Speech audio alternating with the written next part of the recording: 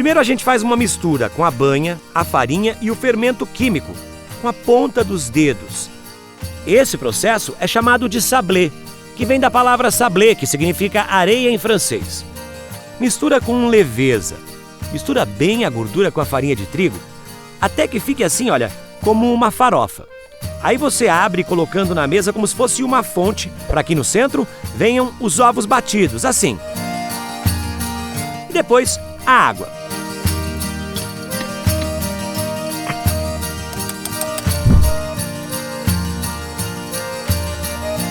Vai misturando aos poucos com a ponta dos dedos para misturar a farinha com água até fazer uma massinha mole. Mistura bem, mas sem molhar muito a massa. Depois você vai cortar a massa com a faca. Isso é para eliminar a elasticidade formada pelo glúten. E aí a gente divide a massa em dois.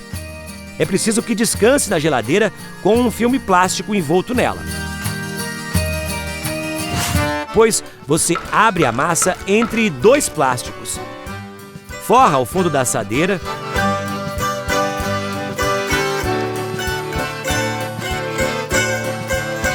E firma bem a borda. Aí leva à geladeira. Abre a outra massa e corta em tiras largas para decorar a parte de cima da torta, intercalando as tiras formando um xadrez. Deixa descansar na geladeira também.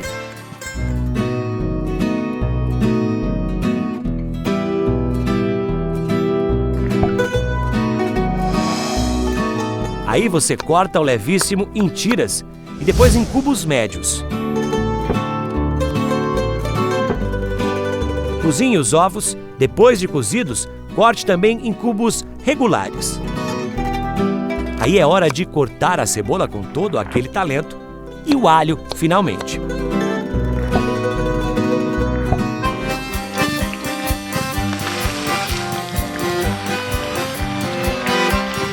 Leva para a panela o alho e a cebola para que eles possam suar com a manteiga, sem dar a cor, tá? Adiciona o levíssimo cortado, as ervilhas e mexe bem.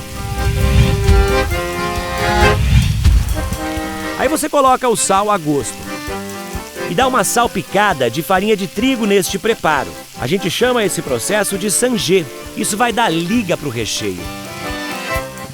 Acrescente o creme de leite. Mexa bem, tá? Até incorporar. Aí você pode ir ajustando o sal.